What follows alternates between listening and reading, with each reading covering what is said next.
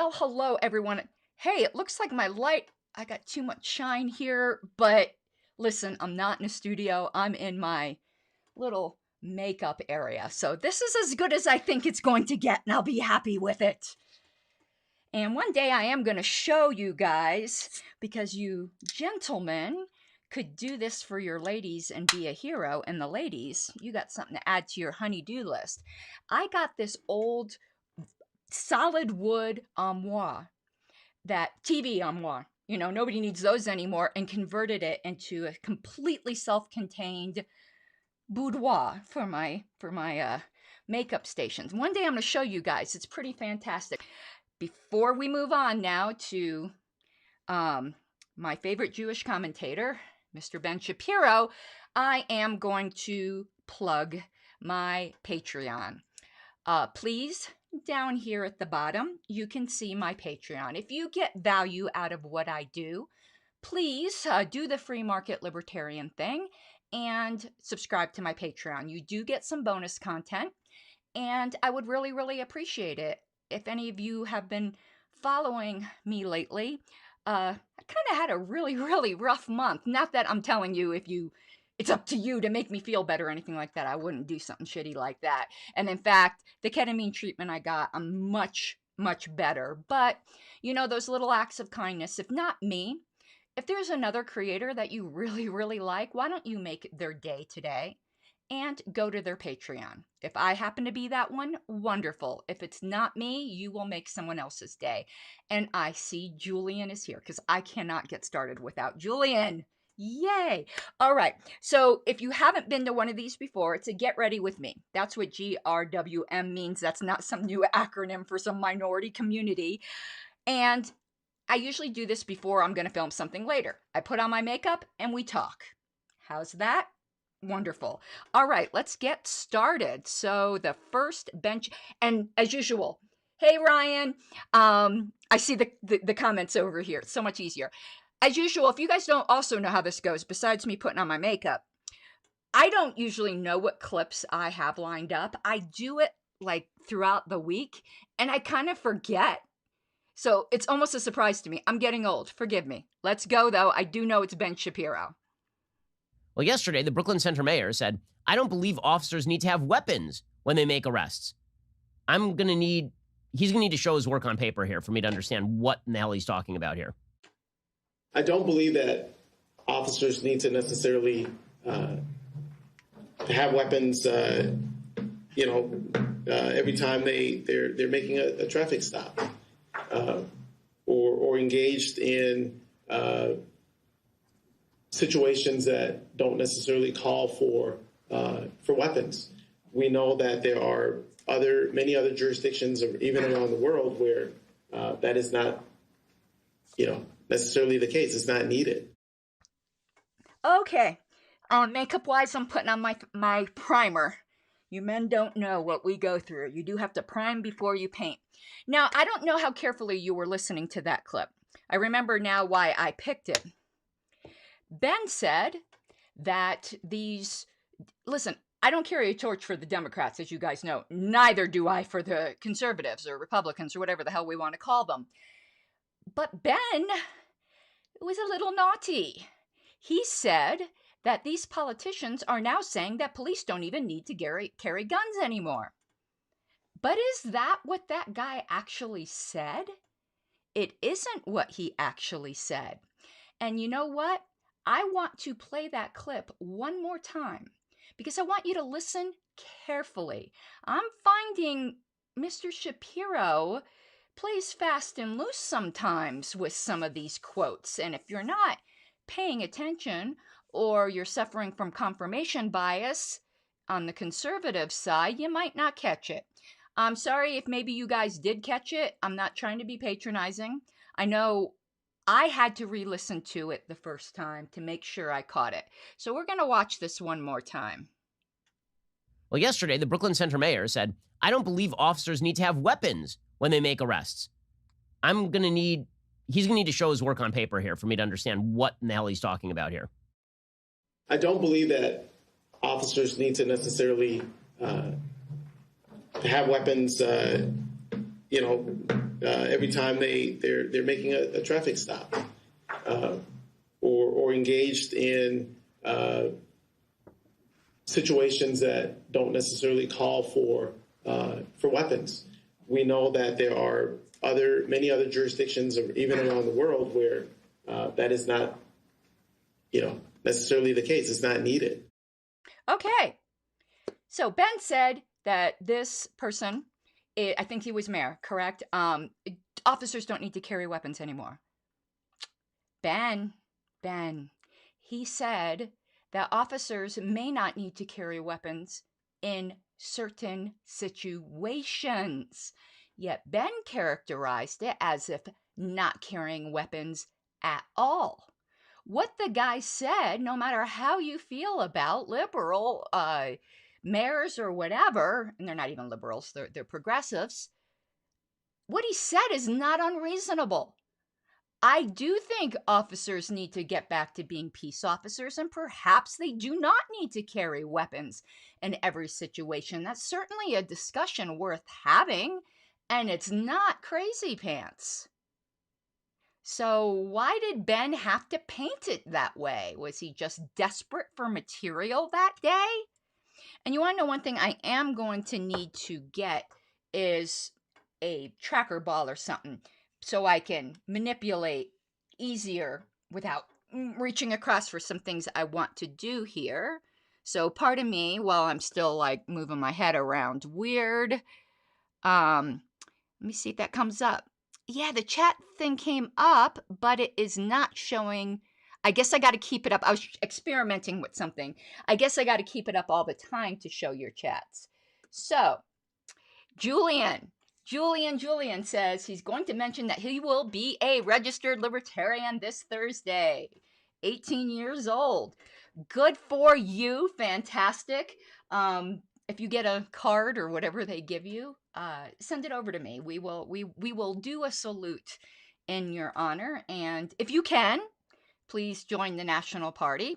I realize that it's I remember being 18, and $25 is a lot of money when you're 18. Believe me, I know, no shame. Let me put up Mindy's comment, because I do want to say here, the reason why I never know how much I'm going to cover, these shows are conversations. They're not monologues. We don't have to agree. So Mindy says it's better to have it and not need it than need it and not have it. They are going to be in situations where they're most likely going to need it at some point. Well, I disagree, because, and let me try to explain why. I don't disagree with the basic philosophical premise that it's better to have something and not need it. But you want to know what? When you don't have something, you find other ways to deal with a situation other than lethal. And when we're talking about the state and the justified use, allegedly, because just by virtue of being state, the presumption, it's a rebuttable presumption, but the presumption is that they have the right. And I would rather they have other things in their tool belt. What is the expression? When all you have is a hammer, everything looks like a nail. When your primary tool is a gun, everybody looks like a target.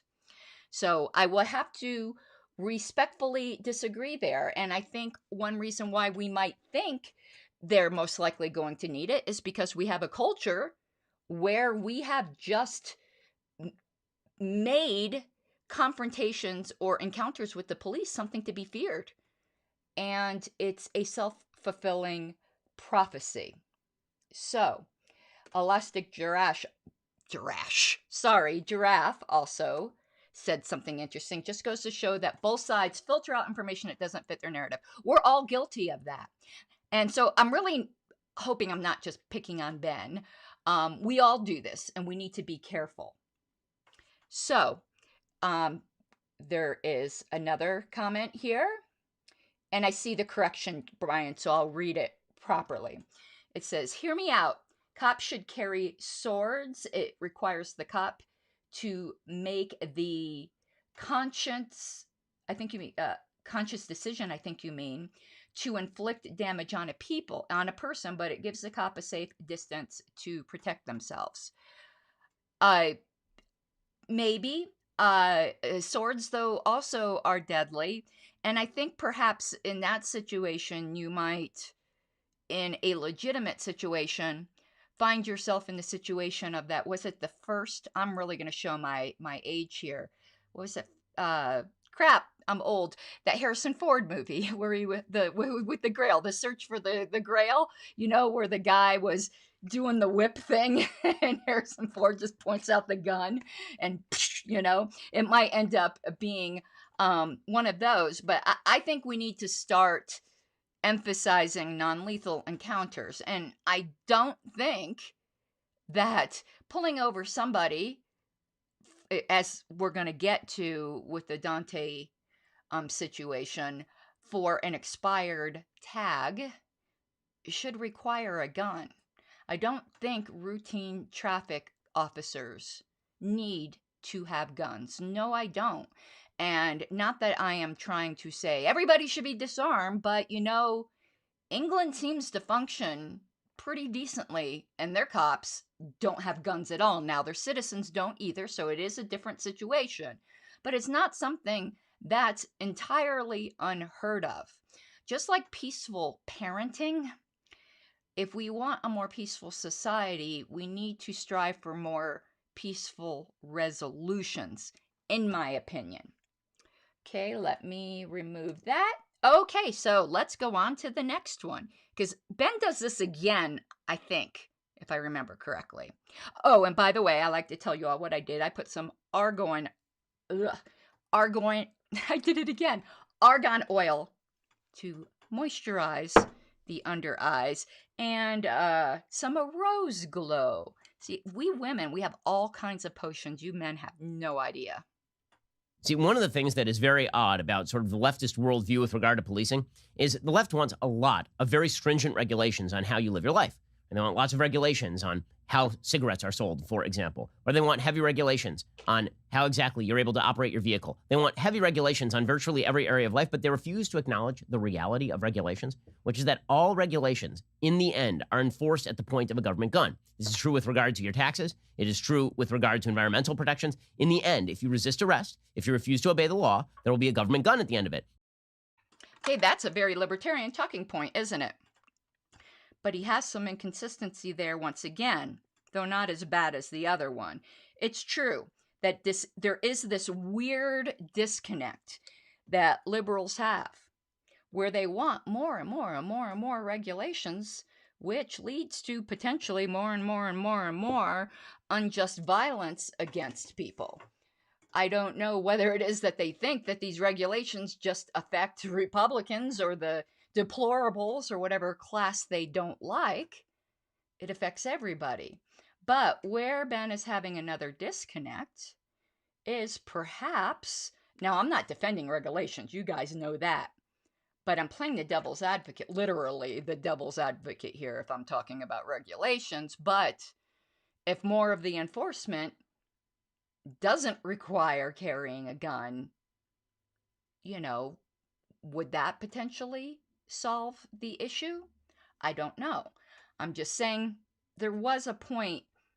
See, I believe in, and I don't always succeed, that when you're arguing against someone's point, you should anticipate what their rebuttals will be, as again, strong man rather than straw man, and deal with it.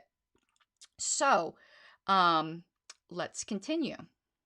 They don't like the gun. So at the same time they want to promote heavy regulations, at the same time they want to ensure that the government has more power, they shy away from the idea that that power actually exists. So you have this bizarre situation where the mayor of Brooklyn Center is now saying that if you pull somebody over for drunk driving, for example, that the police officer shouldn't have a weapon. Okay, well, what happens when the guy pops back in his car and takes off? You're supposed to stand there with nothing in your hands? How exactly is that supposed to work? Well, let me ask you, Ben, and I can't believe he doesn't see the corner he painted himself into. He had a problem with the mayor saying that perhaps cops shouldn't always have to carry a gun. Then he rightly pointed out that they want more regulations, which if everything requires a gun is enforced at the point of a gun, yet they're saying they don't want everything to be enforced by a gun. Why doesn't he see that he just painted himself into a painful corner? But let me answer his question. So, I'm putting on my foundation. It is Mac. I not only like Mac computers, I like Mac cosmetics. But, so, drunk driver speeds away. Because what is an officer supposed to do? Is he supposed to execute the guy with a gun, Ben? Is drunk driving now a capital offense? Like, did you hear yourself say that? Okay, well, let me, though, answer your question. One thing he shouldn't do is shoot him. How about that? I've seen plenty of times where they call ahead and they have other officers put those spike strips down on the road, and that seems to stop out of control cars pretty easily. Wow, Ben, I gave you an answer in 2 seconds. Use your noodle. They don't like the gun. So at the same time, they want to promote heavy regulations. At the same time, they want to ensure that the government has more power. They shy away from the idea that that power. Same clip. Let's go to the next one. There's a recent study that came out, and it showed that in America's major cities, the ones that were riven by protests from 2014 to 2019, ever since the shooting of Michael Brown in Ferguson, Missouri, that the number of police avoidable deaths, according to this study, was something like 300, and the number of total deaths that were actually created. In other words, there were 300 fewer deaths because of interactions between cops and civilians, or cops and suspects. But the number of total deaths in those cities that were avoidable rose by something like 6,000. Because it turns out when you take cops off the streets, when you tell cops not to do their job, they won't do their job. And when they don't do their job, bad things happen. Okay, wow. So, I'd like to see the study because I'd like to know how they knew. I'd like to inspect the crystal ball that determined that, but for the fact that there were less cops or were certain deaths that were avoidable, how many times do the cops actually prevent a shooting? I mean, I think all of us are pretty aware that you're your own best self-defense. Usually the cops will show up just in time to draw the chalk line around your body. But he is doing this weird equation, kind of saying that 300 and I'm like, he said the number like it wasn't that big of a deal. I don't know. I'm appalled that there were 300 avoidable deaths caused by police officers. But I guess he's saying a certain amount of collateral damage is acceptable. I would like to say collateral damage is not acceptable. How would you feel if you were one of those avoidable deaths, but someone could say, but hey, we were able to save 100 other people by you dying. Thank you for your service. That's not how life works. That's certainly not how libertarian philosophy works. Not that I'm holding Ben to libertarian philosophy. He's not one. I'm critiquing him from a libertarian point of view. We don't do the calculation problem where you say, well, you know, I'd kill one person to save 100 people. Well, perhaps you would, but I don't think that is necessarily justified. So, well, I don't even say necessarily. I don't think that is justified. We don't have this cosmic scale like that. If you kill one person, you are still a murderer. I don't care if killing that one person saved 100. Maybe you will rest better at night, but I don't think that one person, unless they volunteered to die for the other 100, would feel too good about it. Or let's do the hypothetical, which isn't all that crazy nowadays, is it? Let's say we ended up with some other weird kind of pandemic that would come along, and there were a few people that had it in their blood, that would save the lives of, say, 1,000 people for one person. Unfortunately, they have to die because you have to take all of their blood. This is all hypothetical. Would we say that is okay? I would hope not. Okay, let's go to the comments. Mindy says, I wish more cops would know martial arts. Agreed. I think more people should carry, not just cops. I think everyone probably should carry unless they have some kind of moral objection to it. I am a pacifist. I don't. It's a religious objection, not a political or practical one. It would be very difficult for them to keep order if they are just sitting ducks. Half of what cops are charged to do are not keeping order. I think perhaps rather than even this whole discussion about whether carrying guns or not is the proliferation of laws. And a lot of what we consider order is just quite simply none of the government's business. And David, liberals and leftists think that people will eventually comply. Like, if a drunk driver takes off, liberals think you can wait for the drunk driver at his house. What if the drunk driver kills somebody? Yes, but we cannot play dice with what ifs. What if you have a heart attack when you're driving and kill somebody?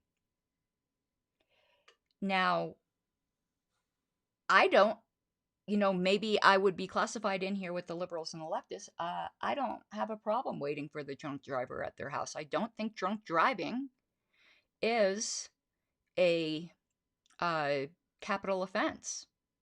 The cops could certainly just follow behind them with the sirens screeching, and everyone will pull to the side.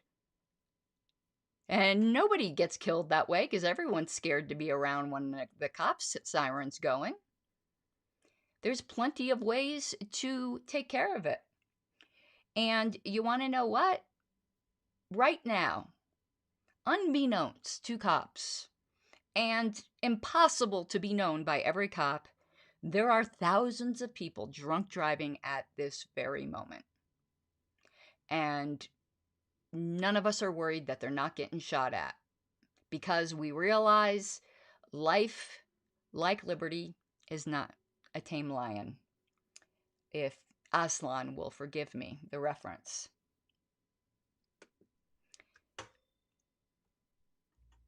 Some people on the left are at least honest enough to go all the way here. So, obviously, you had Rashida Tlaib suggesting it's time to abolish policing in the United States overall. Jason Johnson on MSNBC saying the exact same thing. Honestly, if this is how Democrats want to play it, go for it. We'll see if Americans really feel like they are so safe from their fellow American that the police can just be disbanded. I've been saying we need to abolish American policing as it currently exists. It doesn't work. You know, the average homicides that are actually solved by police departments, only about 35%. You know the number of rapes and sexual assaults that are solved by police departments? Less than 60%. You know the percentage likelihood of being shot unarmed as a black person is like 5 times as likely than a white person. Policing doesn't work the way we're doing it right now. I have a question. What does he think the level of a homicide solving, finding the actual perp in a homicide, what does he think that level would be if there were no police? Would it be 35% or would it be 0? Okay, here he did it again. I'm not going to replay the clip because I hope you were listening very carefully this time. What he characterized these people as saying, they want to abolish policing entirely. They don't want any kind of law enforcement, but that's not what that person said. They qualified the words. Actually, they qualified their words very carefully both times they said it. Policing as we know it. They're talking about reform and using the word abolish the system as we know it and replace it with a different one. Now, we can talk about whether the different one that they want to replace it with is viable or desirable, but Ben Shapiro just misrepresented what that gentleman said. He said, as we know it. So his ridiculous retort, and I'm putting on my contouring now, of how many do you think would be solved if there were no police at all, was just, again, ridiculous. Listen, if you are ever critiquing someone and it seems to you that their position would make them so stupid that you wonder how they don't walk into walls face first. Well, there are some people who are that stupid. Most people who have achieved some kind of success in life, for you to even be aware of what they're saying on television or otherwise, they're usually not that stupid. They just disagree with you.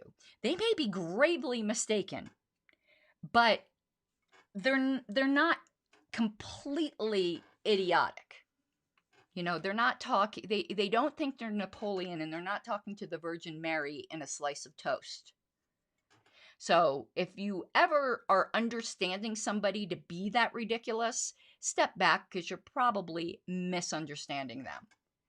And Ben is smart enough, and I don't like accusing people of dishonesty. So I'm just going to have to chalk it up to sloppiness. But neither of those options, dishonesty or sloppiness, are very flattering or responsible.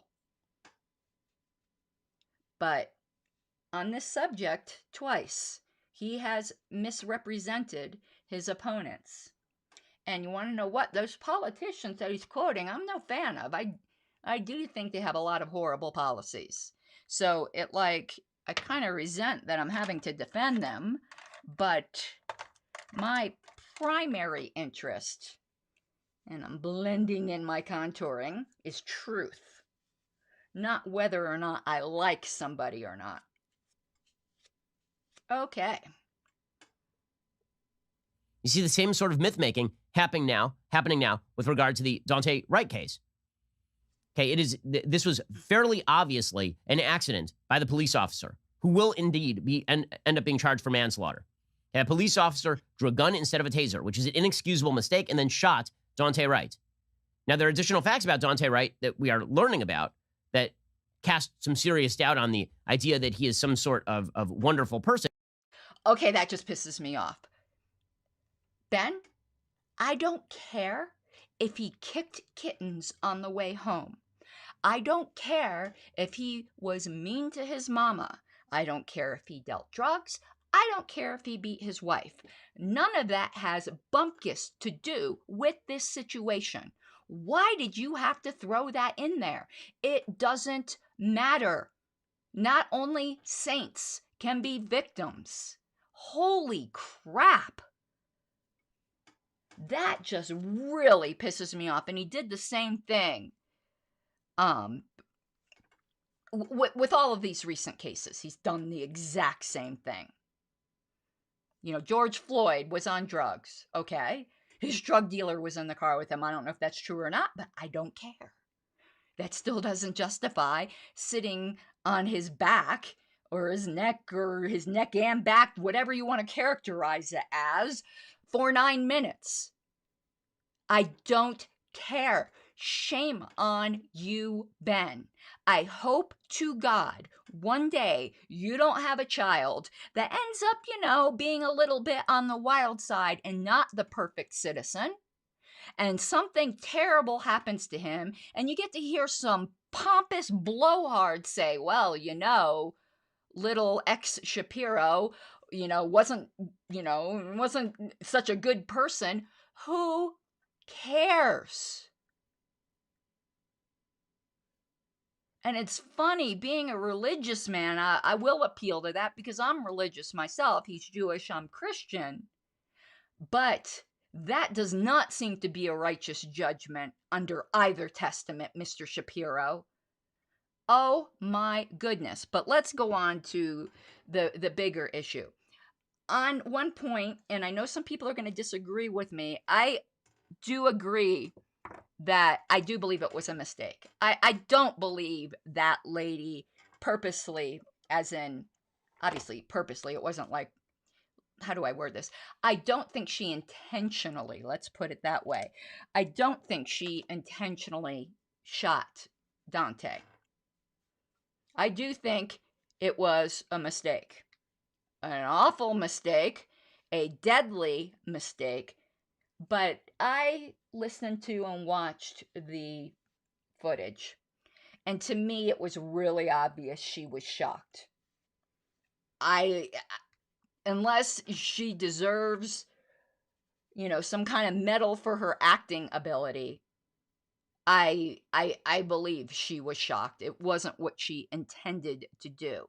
But here's where I will disagree with Mr. Shapiro. He says she drew her gun instead of her taser. Have you guys watched the video? At the time, the item in question, this being her gun, was already drawn. Not that I could understand. I used to be married to a police officer, so I do have some experience with the whole getup, okay? While I wouldn't completely understand mistakenly drawing your taser instead of your gun, but people have hit the gas instead of the brake and plowed through people's living rooms. Under extreme stress, really bizarre errors can happen. But her gun was already drawn. What was really weird to me about that video was her gun was drawn and in front of her, in her line of sight. So on the body camera, like you see this disembodied arm, because it's coming from her body, with the gun out. Like right in her line of sight, she could see it was her gun. This wasn't a split second pulling something out. So how do I reconcile these two things? Believing that she didn't realize she was going to shoot him, and the thing of me saying, well, this wasn't a split second, like draw the wrong thing. We don't know all the facts yet, but here's what I suspect. And come for me, I guess, if you don't like what I have to say. I bet you we are going to find out there was some kind of emotional trauma going on in this woman's life. Maybe she had a kid that ran away. Maybe she was in the middle of a divorce. There was something going on that had her driven to emotional distraction. That's my opinion. That's the only way I can reconcile this. And I'm not saying only women would be susceptible to that. I'd be saying the same thing if it was a man. But something obviously was going on in her head. And I think we need to look at the whole situation, if that turns out to be the case. The whole situation of, is there disincentives in place for officers to not want to call in, or whatever they call it for that, not to say, I am just not fit for duty today? Or is there a lot of pressure not to do that? Because if you're not at your tip top, if you didn't get enough sleep, you are carrying around a lethal weapon and could just kill people, as we see, then you shouldn't be there. And not everyone is at their tippy top shape every day. And we need to make sure that there isn't disincentives for people to recognize this and do the responsible thing and say, I can't go out there today, not with a gun, not with this veneer of authority of justified force. I'm very curious as to what's going to come out. That's my suspicion. I do want to put a comment up here on the screen, because Elastic Giraffe says, I suspect a lot of those unsolved murders are gang related or take place in communities where no one wants to cooperate with the police. Correct. And what are some of the reasons that no one wants to cooperate with the police? A, because they haven't had good relationships with the police. So it's been very hostile. And a lot of that does fall upon the shoulders of the police, but also because there are things that are made illegal that shouldn't be. And what is the elephant in the room here? The fact that the drug war is in place. We can lay these deaths, I believe, almost majorly at the foot of the drug war. Yeah, and I'm very curious how this study, because Ben never said what study this was, because I really would have liked to have read it, that but for not having enough cops, these thousands or whatever he said of preventable murders would have been prevented. I call bull. I call bull on that. You guys notice how good I'm being? I'm trying not to cuss so much. I know y'all love it when I do. Sometimes it took a lot for me not to cuss when he started slandering Daunte there, but you know. But that is not really indicative as to the crime committed by the officer in question. It does really blow up the narrative that whenever you have one of these situations, whether it's George Floyd, or whether it's Daunte Wright, or whether it's Jacob Blake, the initial reaction of the media is always, this person is a wonderful, tremendous human, and all of the police are evil and terrible.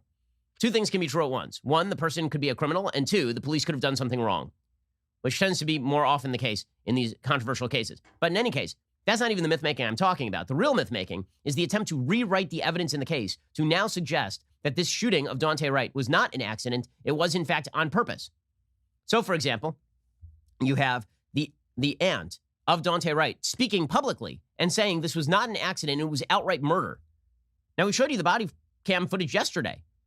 The woman literally yells, it's a female officer, she literally yells, taser, taser, taser, shoots the guy and then says, oh my God, I shot him. It's going to be hard to come up with better evidence of accident than that. But here's the aunt suggesting that it's murder anyway. Okay. Agree and disagree, as usual. The fact that the victim wasn't a saint should be completely irrelevant to everyone. Or whether he was Mother Teresa should be completely irrelevant to everyone. Every life unjustly taken is valuable. Now, maybe I'm just being a Pollyanna on that, but, you know, it's funny where Ben's complaining about media myth-making, of course, and he is absolutely correct on some points, but he's part of the media as well, and here he goes saying, well, this wasn't a wonderful human being or a perfect human being or whatever the word is. He should have just took the higher road and not mentioned that. But he is correct that the media does tend to jump to conclusions and lionize the victim, which is irrelevant. But, you know, call me weird. I'd rather speak well of the dead than ill of the dead. And all police officers are terrible. That obviously depends upon what metric you're going to use. But in the metric Ben Shapiro would be using, and most of Americans would be using, they're correct. Now, from a libertarian viewpoint, I have a problem with people being willing to enforce all of these laws, which are, as he said, at a force of a gun. And I do think that is pretty terrible. And I was married to a cop. And I'll just leave the rest of that unspoken. Sometimes it is not the best human beings that go into, and I'm not necessarily speaking of my ex-husband. That job changed him. I obviously wouldn't have married somebody terrible. But I can say he was not the same person I married when I divorced him. And I've seen that culture. And I'll just give the example one more time. When I was getting divorced, because my husband committed domestic violence against me, and if you know anything, I think it's the same everywhere, but in Florida at least, when there is an arrest for domestic violence, the person who is deemed to be the aggressor is removed from the home and cannot come back, even if the aggressed upon want them back for 30 days. But they are allowed to come to the home to get necessities only. Clothing, toiletries, basic necessities. And they have to come with a police escort. Well, my husband came with a police escort, and he's a police officer himself, my husband, at the time. That was his best friend. And they promptly took all kinds of shit that wasn't necessities. And in fact, drove off with my only means of transportation. And when I started protesting and tried to call my lawyer, this guy was just like, you just need to sit down. And I mean, it was awful. He didn't lay his hands on me or anything like that. But listen, you got guys walking around your house with guns and they're violating what they're supposed to do. But what are you supposed to do? You're going to call the cops on the cops again? But this guy, this wonderful friend of his, look it up. It's a case in Florida. He ended up being the guy that shot that musician in Palm Beach Gardens, Corey. I think his last name starts with W. I'm really bad with names. But you want to talk about an ideal victim. This was a black man driving home from church practice where he was practicing with the church band. He did absolutely nothing wrong, and he was shot in cold blood by that complete monster of a person. And he didn't know that Corey was on the phone with the equivalent of AAA. It wasn't AAA, but he didn't know that. So this poor AAA, we'll just say operator on the other end, heard everything. But the officer didn't know that, and everything was being recorded and proved that he lied because he said he immediately identified himself as a cop, and this black man just pulled a gun on him. He never identified himself as a cop.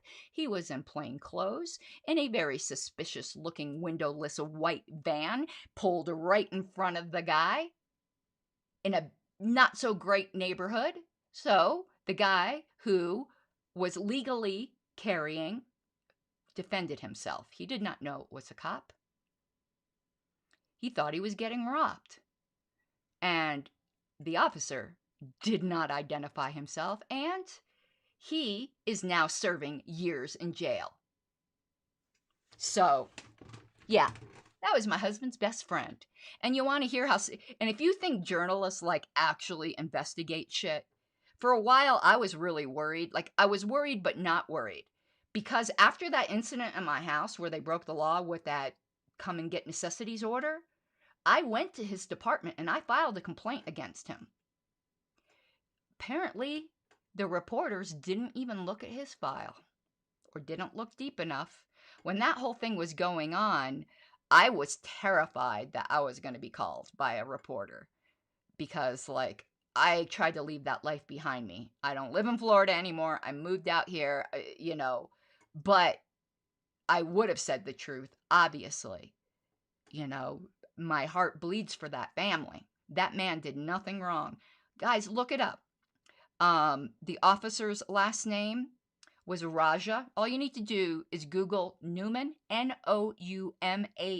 Raja, Raja, and get a load of that case. So, anyway, I don't even know how I got on this tangent. I think it's just because it still haunts me. The death of that man haunts me. Let's continue. I don't even know what Ben just said. I just got so on that. Did y'all not see my little great nephew? Did y'all not see that beautiful baby? He is fatherless. Not over a mistake, over murder. Come on. Yeah. That's murder. Murder. Yeah. Say his name. Daunte Wright. Say his name. Daunte Wright.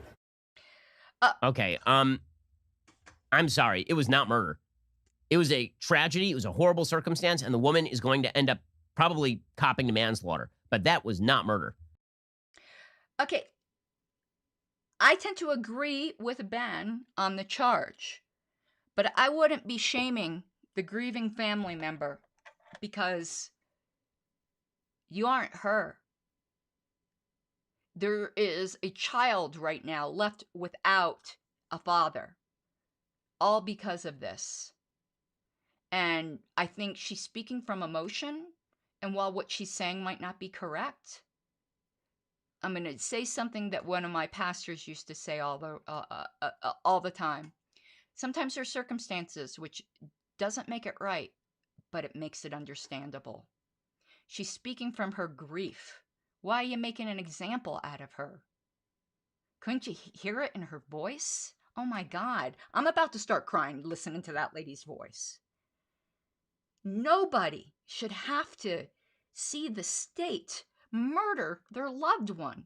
And this child, what's going to happen to this little boy?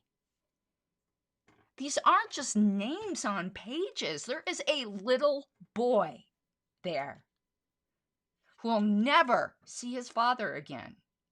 All over what? Pulling him over? Because I don't know what his warrants were for. Apparently he had some outstanding warrants, but originally, and there's some discrepancy, they say they pulled him over for an expired tag. He died for that. He died for what was the outstanding warrant? I wouldn't be surprised if it was marijuana. And originally, and I do think the cops are covering their ass here, he said he called as he was getting pulled over. And I don't know how he knew this. I don't know. There is some discrepancies where at first it was reported that he was only being pulled over for having something hanging from his rear view mirror. I don't know. I don't know what the truth is there. The cops say it was for an expired tag. So let's just take it at that. It's still, doesn't make it anything. And I would like to know what the warrants were for. I doubt they were for killing somebody. Obviously, they were the type of warrants that are just like, if you pull this guy over, pick him up for it. Was it what? He didn't pay some tickets? And now he's dead? Unreal. Unreal. And Elastic Giraffe, I want to put something here. I've been divorced now, I think it's going on 10 years. I'm not good at dates. And I really haven't talked about much of what happened. I'm only really starting to talk about it now. And I do have to say something right up front because it would be unfair for me not to say it. That before I moved out here, when all was said and done, my ex did apologize to me. So I do want to say that. But it's bigger than just us two. And I have forgiven him. And I do think there is a serious lack of mental health support for police officers. On the first day of the job, he almost had to kill somebody because a person jumped out at him from behind like a shower curtain, I think it was. And he told me how he was screaming, "What the hell are you doing? I almost killed your ass." And there should be treatment after that. That affects somebody. And then he came home and told me how he got in a call. And it turned out they didn't really know what the call was. And then when they got there was this woman. She's hysterical because her boyfriend just committed suicide out in the back porch. And he got to see the brains everywhere. You're not going to tell me that doesn't change a person, okay? However, all that being said, not only... so Elastic Giraffe, I wanted to get to his comment, where he had said the domestic violence and interspousal aggression statistics for law enforcement officers are really horrific. They are. They are really horrific. Here's the funny thing. What he got arrested for was pretty mild. I didn't call the police because of the domestic violence. I called the police because he was constantly threatening to commit suicide, and I thought I heard a gunshot from in the house. And I was terrified that he had carried through on that threat, and that's why I called the police. And then when they got my whole statement, they found out everything else that was going on, okay? That's what's funny, because the things he had done to me before in the past, try to choke me, I never called for that. Why? Because I didn't want him to lose his job. I wasn't trying to ruin his life. Whatever. My fault, not my fault. You're in love with somebody. I didn't want to ruin this man's life. Because if you get charged with domestic violence in Florida, you can never carry a gun again. and you lose civil rights. And I just didn't want to do that. I'd rather have just, leave. But, stupid stuff. All the classic signs of abuse, threatening to kill my pets. I mean, listen, ladies, if you're with a guy who's ever threatened to kill your pets, get the hell out.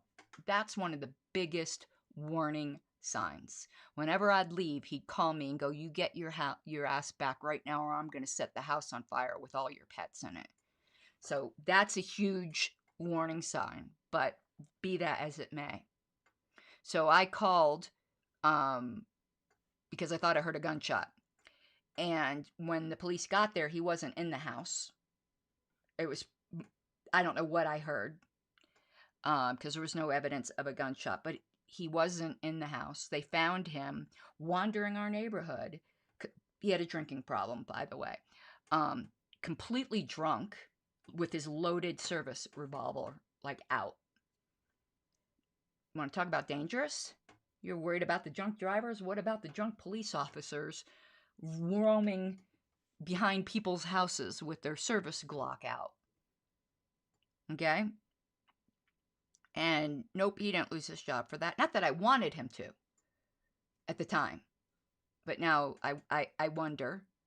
So then after our relationship, he started dating another police officer, a lady, and domestically abused her. And guess what? She's the one that got fired. And she was on a career track to become an FBI agent. And that was totally destroyed for her. She was the one that got fired. And he was still an officer. And then, guess what? Every once in a while, everyone does this. Don't act like you don't. Every once in a while, I Google him because I'm curious. Actually, I'm terrified that I'm going to find out that, he drunk ran over somebody or killed a girlfriend or something. And news story comes up that he came to work drunk.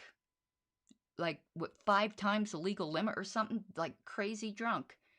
And all that happened was he wasn't allowed to use his police car for 6 months. And that was 5 years later. Obviously, still a drinking problem. There's a bad problem out there. There's a bad problem out there with domestic abuse and drinking and mental health issues with police officers. And a lot of them might have been good, decent people when they entered, but that job does something to people. Anyway, told you more than I thought I was going to even get into here. You gotta take what you're given, that's how we live it. Don't be mad at the system, it's simply how we've existed. I hear a lot of people talking like they politicians and choose to be an accountant because it's safe in a business, not because they want to